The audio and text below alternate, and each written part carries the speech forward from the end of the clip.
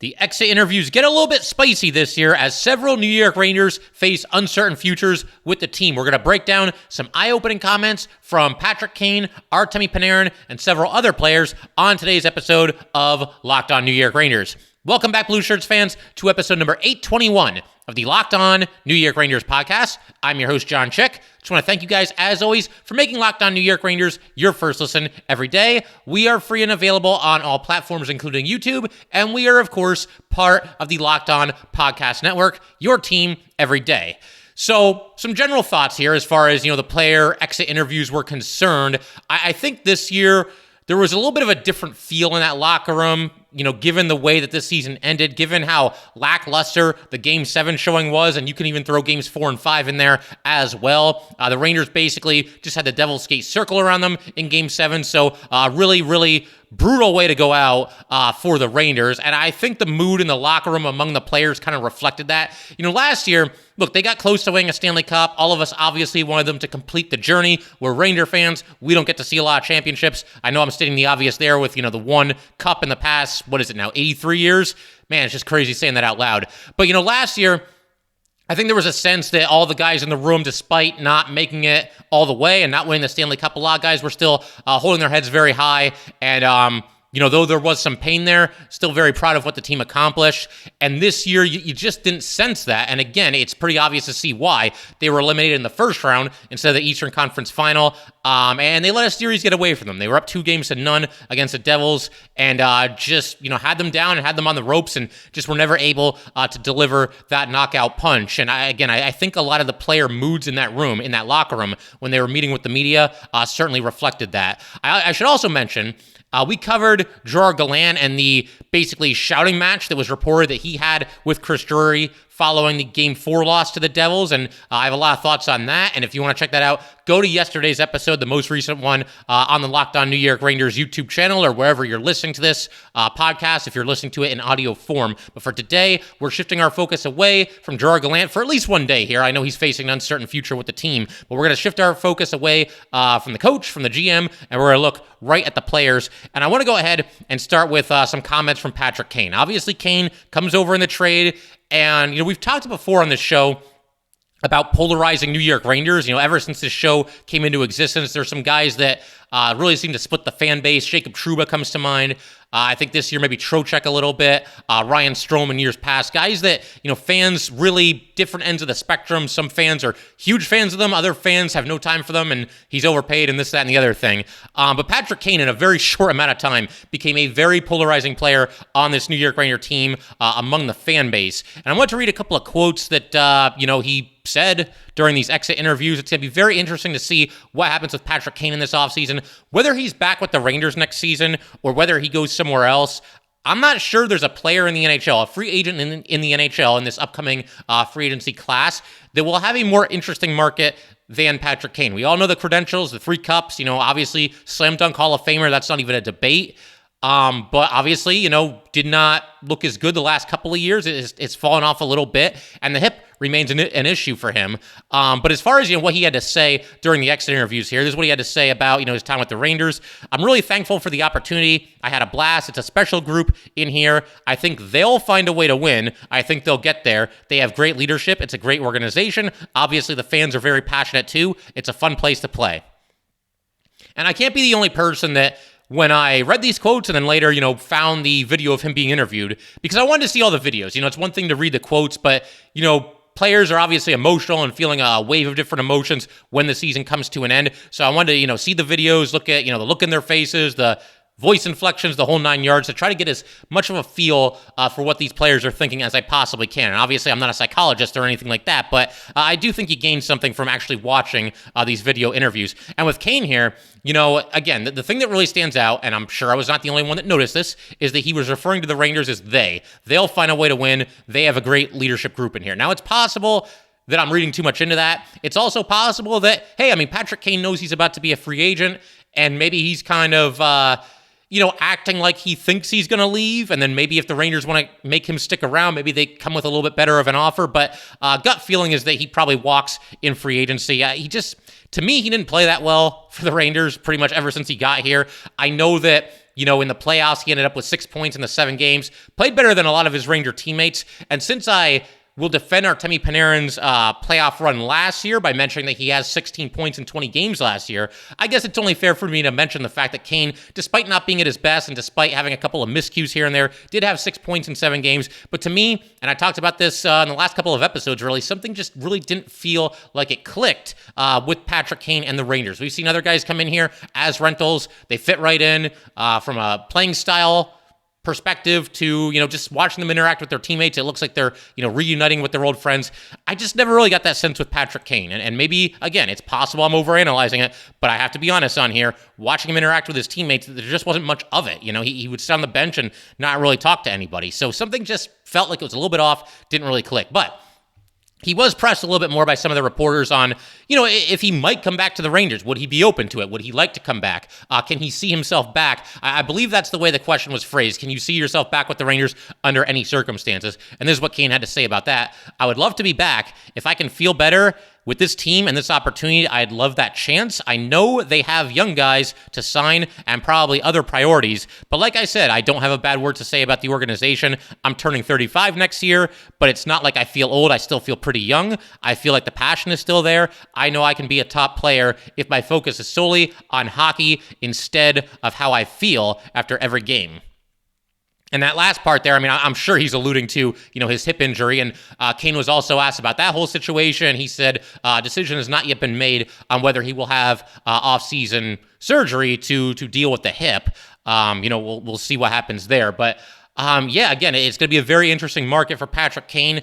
I do feel like there's probably a better chance that Patrick Kane is back than the next player that I'm going to talk about, which is Vladimir Tarasenko, simply because I think Tarasenko will end up getting a longer contract, certainly a longer contract than Patrick Kane, and unless something strange happens. But I think Patrick Kane will get a longer contract, and listening to his quotes, it sounds like that's what he's looking for. He wants a long-term deal, does Vladimir Tarasenko.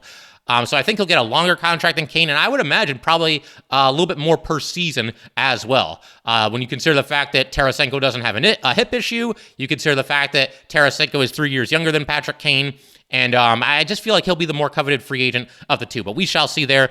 Patrick Kane, again, whether the Rangers bring him back or whether he goes somewhere else, I think he's going to be probably the ultimate, risk-reward free agent in this year's class. And we'll talk in greater detail about free agency in general in some episodes coming up. We'll get to that next week. Talk about every single Ranger free agent from the top stars to guys in the minor leagues. We'll cover it all. But for right now, I'll leave you with one more quote here from Patrick Kane, regarding what happened in the playoffs.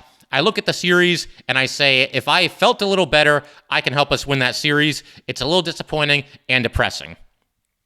And at this point, and I think we mostly all suspected this, I don't know that Patrick Kane was ever at 100%, but, again, it's something to me just felt a little bit off with him in the New York Rangers. Again, it's possible I'm reading too much into it.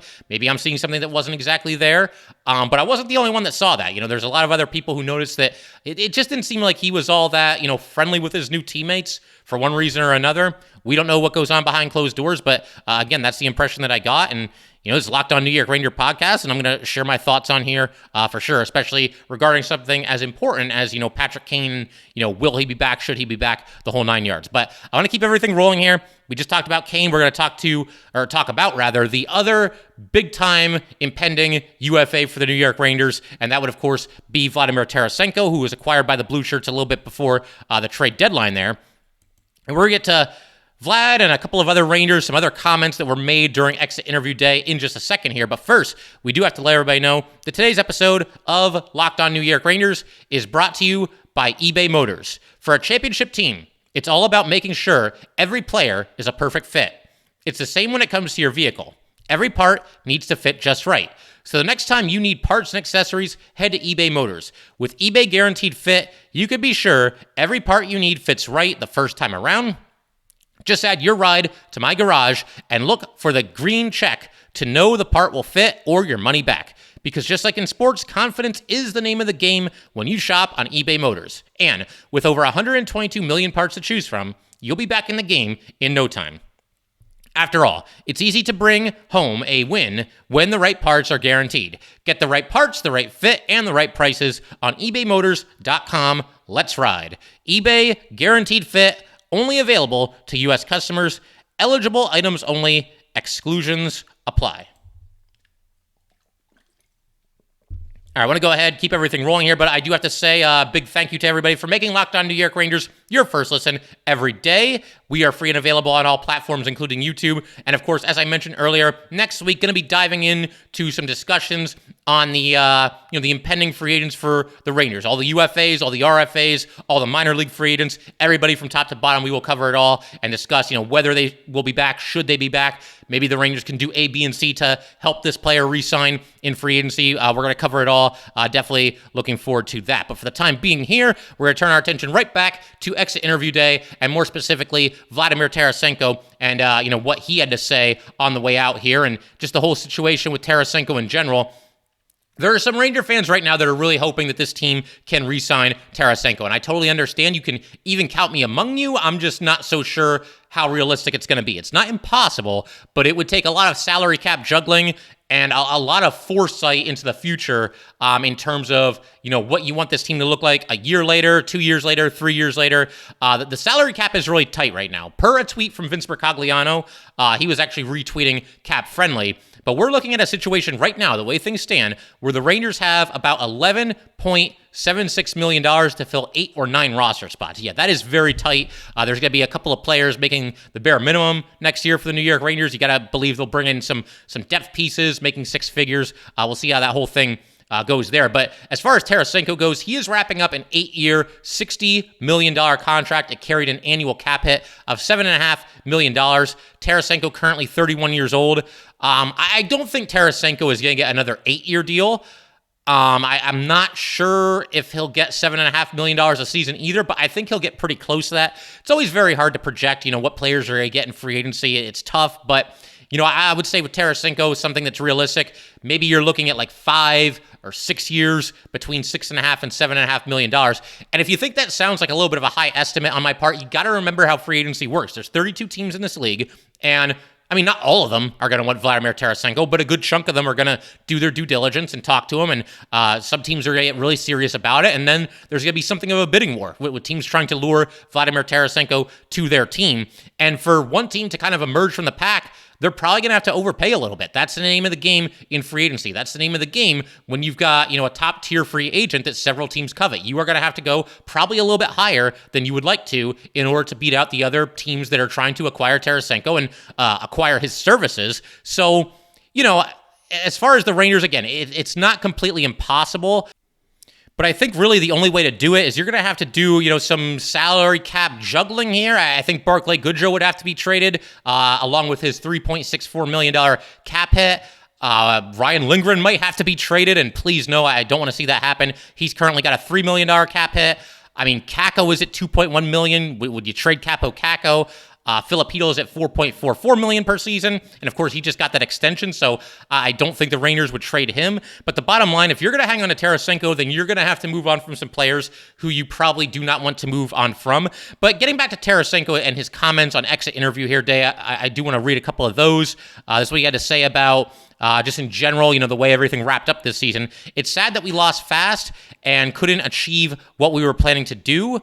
Tarasenko then went on to say that he's never been a free agent before, but is looking forward to it, and he needs a couple of days to calm down and, let the dust settle, essentially. Those weren't his exact words. I'm paraphrasing there. But, it sounds like, it's kind of just sinking in that the season's over, and he's got a decision in front of him coming up this summer here. But then he also went on to say, when he was asked about possibly staying with the Rangers, like I said, I'm enjoying being here. It's one of the top organizations in the league, maybe if not the best. They do everything for players to just play and enjoy the work.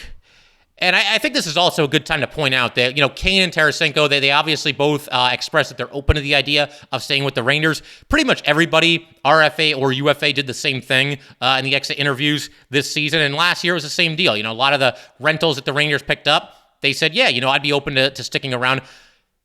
They might be open to it. That doesn't necessarily mean that it's likely or that even they think that it's likely. Because why would they say anything bad? Like, can you imagine, like, you ask all these impending free agents, like, would you like to stick around? They're like, hell no, I don't want to be here. I want out.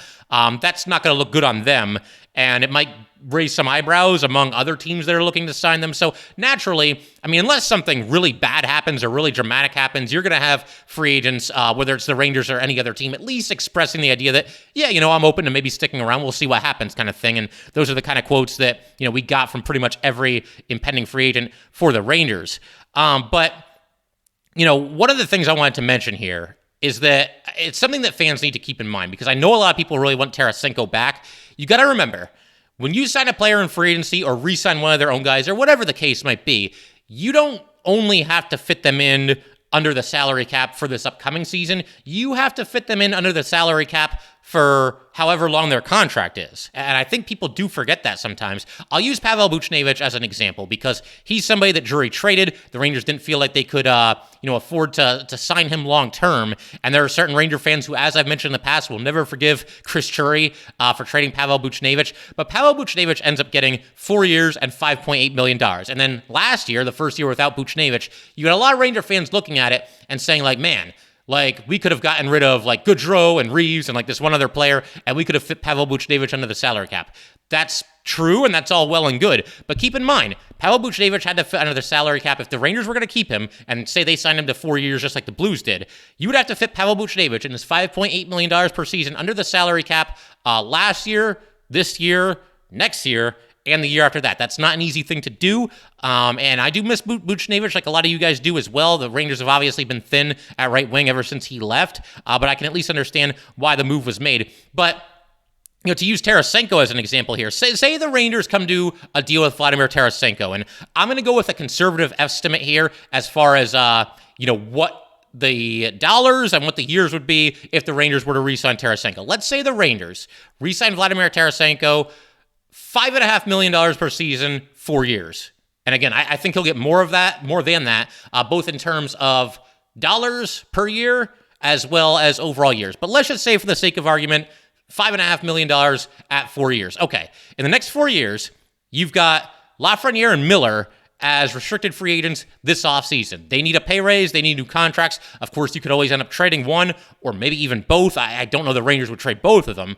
But, both of them, if they're back with the Rangers next year, they're going to need raises. That eats into your cap space. Next year, Ryan Lindgren is a restricted free agent. He will be in line for a raise from his current $3 million per season. Also next year, you've got Braden Schneider. He is a restricted free agent. He will need a raise. He's still playing on his ELC. So all this is happening, again, if we were to re-sign Vladimir Tarasenko for 4 years, in the first 2 years of that, including this offseason, you've got Lafreniere and Miller as RFAs. The following season, Lindgren and Schneider as RFAs. The year after that, Igor Shesterkin becomes an unrestricted free agent. And if I'm not mistaken, in fact, I have Cap Friendly open. Let me just check it out. Igor Shesterkin is at $5.66 million per season. You gotta believe he's in line for a raise. He right now isn't even in like the top 10 highest paid goalies in the league, so he's gonna be in line for a substantial raise. And if you re-sign Vladimir Tarasenko, he's gonna still be on this team when Igor Shesterkin's contract comes due. Is anybody really in a spot right now where you would want to have 33 or 34-year-old Vladimir Tarasenko on this Ranger team instead of Igor Shesterkin? Probably not. And again, I like Tarasenko too. I would love to see him stick around. I really don't see how it's possible. And all the examples that I just gave, that's not even considering the fact that, we're probably going to see guys like Brian Othman and Will Cooley, be with the Rangers next season, and they'll be on their ELCs. If Vladimir Tarasenko gets a 4-year contract from the Rangers, then you will have Othman and Cooley, you will have their ELCs expiring before Vladimir Tarasenko becomes a free agent. And so they would get pay raises as well. How are you going to fit all this underneath the salary cap? And that's to say nothing of other free agents the Rangers might want to go out there and look for, other guys they might want to bring in at next year's trade deadline, the following deadline, whatever it might be. Again, Tarasenko, would love to have him back. I just don't think it's in the cards, and unless he gives the Rangers a heck of a discount. But the follow-up question for that is, why would he do that? I mean, it's nice to think about, and it'd be cool if he did it, but, I don't think Vladimir Tarasenko needs to be like fiercely loyal to the New York Rangers. He only spent half a season here, and they got knocked out in the first round. I know he's buddies with Panarin and everything, but this is a business. We hear that time and time again, and I would never begrudge a player for getting the best payday that they could. Again, it's possible that Tarasenko is back next year. I don't look for it to happen. It would take some serious salary cap gymnastics and a lot of foresight as far as how you're going to handle the salary cap in future seasons. But I'll leave you with one quote for those of you that are still optimistic about Tarasenko. This might make you feel a little bit better, might make you feel like they at least have a chance. This is what he had to say about his time with the Rangers. My family was taken care of very well, and I cannot say a single bad word about my time here. It's important to know you have a family too, so it's important to be set. Of course, I want to play on a competitive team. I've been lucky enough to win one cup, and I want to win more if possible. So it sounds like, with his family, he's looking for a long-term contract. Watching his interview, that's kind of the impression that I got. And obviously, winning is important to him as well. He is, north of 30 now. He is 31 years old. He's already got the one Stanley Cup. And the Rangers, should have a good competitive team next season. Is that enough to convince Vladimir Tarasenko to stay and or give the Rangers a little bit of a break on the price? Time will tell on that. But like I said, I just don't think that it's really all that likely to happen. And, I'll understand if the Rangers can't bring him back, and I'll understand if Vladimir Tarasenko wants to take an offer that's probably higher than what the Rangers can afford to give him. We're going to keep everything rolling in just a second. I want to talk about Artemi Panarin, a couple other players as well. Obviously, Panarin had a tough time in the playoffs this season. That's been well documented and very well discussed among media members, fans, podcasts, the whole 9 yards. So we will get to Artemi Panarin, and like I said, a couple of other players in just a second. All right, so Panarin, during his exit interviews, by all accounts, was not his, usual upbeat, jovial self. And, you could say that again for a lot of the players during these exit interviews. Like I said, the mood was just really down this year compared to what it was last year during the exit interviews. And once again, I think very understandably so. But with Panarin kind of being downtrodden, very easy to see why. Just had a really rough time in the playoffs, could not get anything going, too many turnovers. He had a secondary assist on each of the Rangers' first 2 goals in the playoffs, both in the first period of Game 1 against the Devils. Did not get on the score sheet again after that. And this is what he had to say about his playoff performance. I get frustrated too early, and then after that it snowballs. I just try to play so much better than last year, and it go the other way somehow. And I think it's also important to just remind everybody that English is not Panarin's first language. He does a great job with it, and he does talk to the media and faces the music and everything. But I just wanted to point that out. People probably are aware of that, but just wanted to point that out. With Panarin, I do feel for him. I get the feeling he's probably taking this really hard. He probably feels really responsible. Look, this was a 7-game series despite the most talented player on the New York Rangers not really being able to do anything, not really being able to get anything going. So if Artemi Panarin was playing at his best, or at least near his best, or at least good, it's possible that that's enough to tip the scales in the balance or in the favor of the New York Rangers. And maybe they're still playing against the Canes right now. But woulda, coulda, shoulda. It didn't happen. The Devils won fair and square. And like I said in a recent episode, there's a lot of blame to go around. And obviously Panarin gets some of it. And he's wearing it right now. He's facing the music, as I said. And something else we should all keep in mind here, Panarin was rough in the playoffs, did not have a good playoff run. Doesn't mean he's a terrible human being, doesn't mean he should be just vindicated by Ranger fans and be subject to vulgarities and insults and all these other things. I'm sure he was out there. I'm sure he feels responsible for the Rangers going out early, and by all accounts, a really good guy away from the ice. So, again, I do feel bad for Panarin, and if he's back next year, which I think he will be, for all the reasons that we've talked about, the high cap hit, nobody's going to want to absorb that cap hit, the fact that he has the no-move clause, I do think he'll be back next year. It's at least possible, and, we'll see, because he hasn't really got it done in the playoffs this year with the Rangers. But, hey, who's to say that a redemption story for Artemi Panarin next year in the postseason is completely impossible? We've seen much crazier things than one of the most talented players in hockey playing like one of the most talented players in hockey in the Stanley Cup playoffs. So we'll see what happens there. Like I said, it's going to be very, very interesting to see what happens with Panarin this offseason. But with all that said, I do think it's fair to critique his playoff performance. Rough playoff showing, no other way to say it. This is what he had to say about about his playoff performance. Another quote from Artemi Panarin here.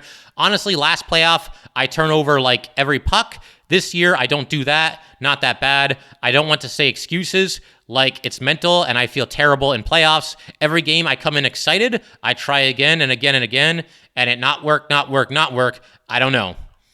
So yeah, I mean, it sounds like Panarin, kind of like a lot of us, just kind of searching for answers right now. And I do think it's important to note that success in the playoffs is not a foreign concept to Artemi Panarin. He's had some good showings in the playoffs in the past, both with Chicago and both with Columbus. I know for Ranger fans, that's not going to really make you feel a whole lot better, things he did years ago with other teams, but it at least proves that he is capable of doing it. Panarin, when Columbus had that massive upset over Tampa Bay, sweeping them out of the playoffs in the first round 5 years ago, 6 years ago, whenever that was, whatever it is at this point, Panarin was a menace. They had no answer for him, and he pretty much took over the series. So it's something that he's got in him.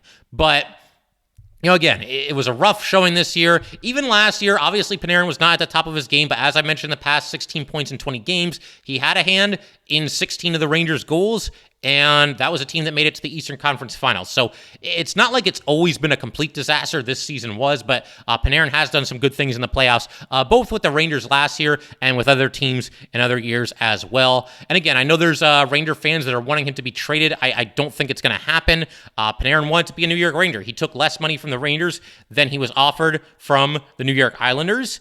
And he's got that no move clause for a reason, and I get the feeling that he fully intends to play out the entirety of his contract with the New York Rangers. Now, I guess it's at least possible if Drury and Panarin sit down and talk and they don't think that he's a fit anymore and Panarin wants to change his scenery, but we're getting ahead of ourselves here. Nothing like that's going to happen in the foreseeable future.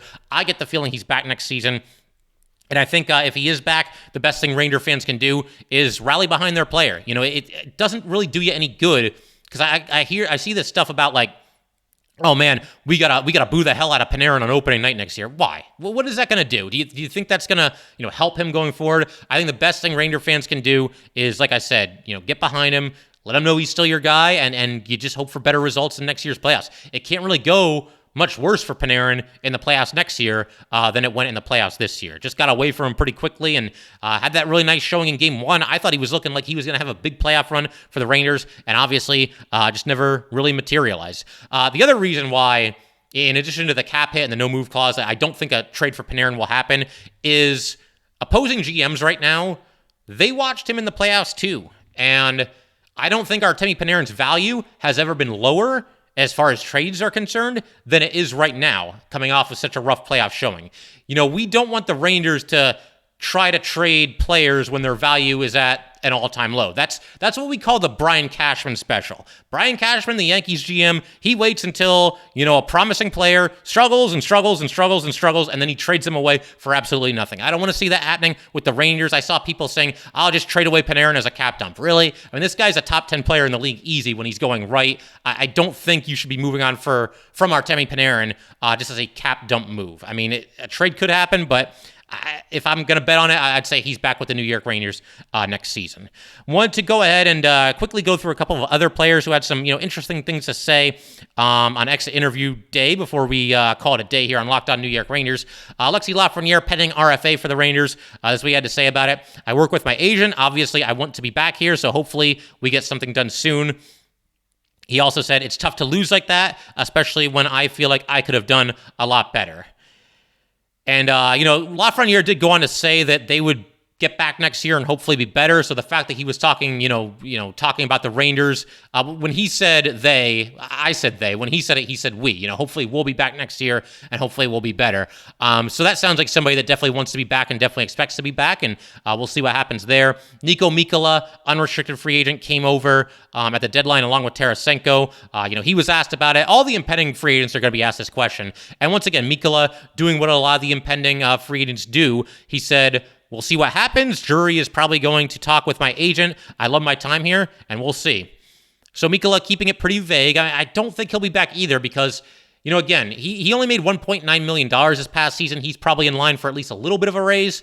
And if that happens, now you're paying a decent amount of money for a guy that's going to be your sixth defenseman at best. The Rangers still have a couple of young defensemen that maybe they'd like to see take the bull by the horns and step in there as a 6D man next season. So I don't see Mikkola being back. I thought he did a decent job with the Rangers, but if I had to bet, I think he's probably somewhere else next season. I think of all the free agents, if any of them is going to be back as far as the UFAs are concerned, it's probably Tyler Motte.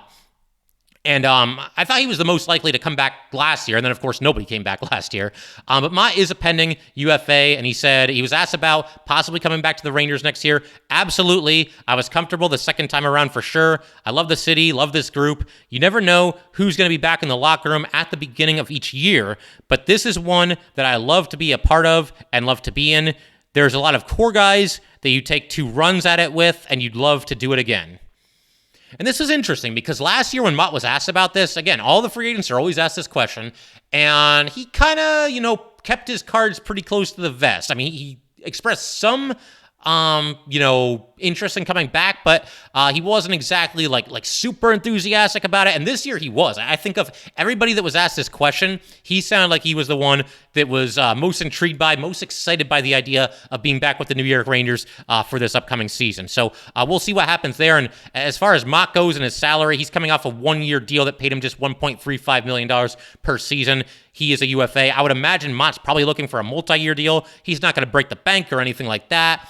If it's a reasonable cost and the Rangers feel like they can get him in under the cap, then I think they'll probably look to do that. Again, $1.35 million. I mean, can you get him for like $1.6, $1.7 million on a 1-year deal, maybe a 2-year deal? If the Rangers can pull that off, then I think it can happen because I do believe there's mutual interest there. I don't think the Rangers are going to go out and trade for this guy 2 years in a row if they don't like him. And with Tyler Motte, I mean, again, taking him at face value here with his comments and the fact that, again, he was more enthusiastic and more excited about the idea of sticking around with the Rangers than anybody else that I saw ask this question. That includes Kane, Mikkola, and Tarasenko.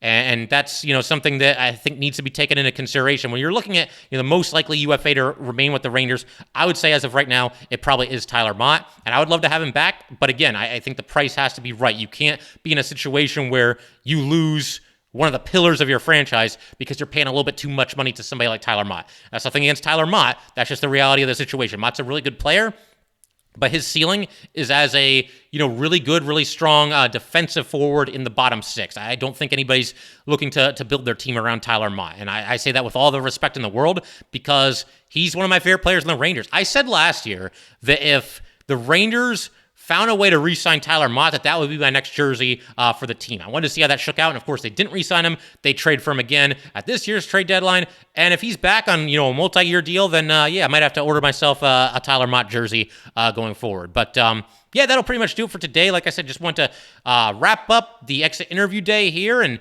talk about all the, the things to come out of it and what the players were saying and who's going to be back, who won't be back, the whole 9 yards. Like I said, though, next week we're going to focus in on some free agents. Going to try to line up some guests for you guys as well, so I'm very much looking forward to that. But that will do it for today, guys. Once again, if you'd like to get in touch with this podcast, please send an email to lockedonnyrangers@gmail.com. Once again, that is lockedonnyrangers@gmail.com. And definitely give us a follow on Twitter as well, @LO_NY_Rangers. Once again, this @LO_NY_Rangers. And definitely subscribe to Locked On New York Rangers YouTube channel. Locked On New York Rangers is a part of the Locked On Podcast Network, your team every day.